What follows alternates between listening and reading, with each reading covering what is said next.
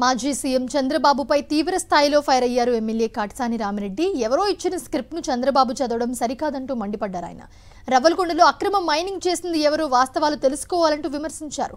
Vigilance విచారణలో నిజ నిజాలు త్వరలోనే బయటపడతాయంటూ తెలిపారు ఎమ్మెల్యే కాటసాని రామిరెడ్డి.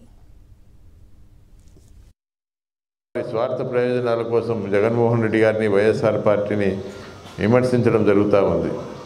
ఈ మధ్య నిన్న ఆళ్లగడ్డ పట్టణానికి కూడా ఆయన మాజీ ముఖ్యమంత్రి గారు రావటం జరిగింది.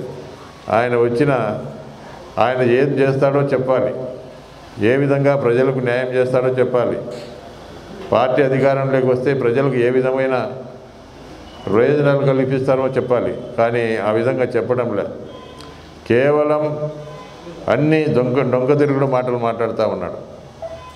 ఈ నంద్యాల పార్లమెంటులో పరిధిలో ఉన్నటువంటి 7 మంది ఎమ్మెల్యేల గురించి మాట్లాడుతూ ఉన్నాడు. ఆ రోజు అధికార మదంతో పిల్లలను బంధించి కూడా కాంపౌండ్ వాళ్ళు పడిపోవడం జరిగింది ఆ బ్లాస్టింగ్ శబ్దానికి. అలాంటి లీజులు లేకపోయినప్పటికీ కూడా మరి ఆ రోజుల్లో మీరు బ్లాస్టింగ్ చేసి ఆ రాయినంతా కూడా దొంగచాటుగా తోలడం జరిగింది. కాబట్టి ప్రభుత్వం కూడా దీని మీద విజిలెన్స్ ఎంక్వైరీ కూడా వేయడం జరిగింది. ఆ విజిలెన్స్ ఎంక్వైరీ రిపోర్టు కూడా తొందరలోనే రావడం జరుగుతుంది.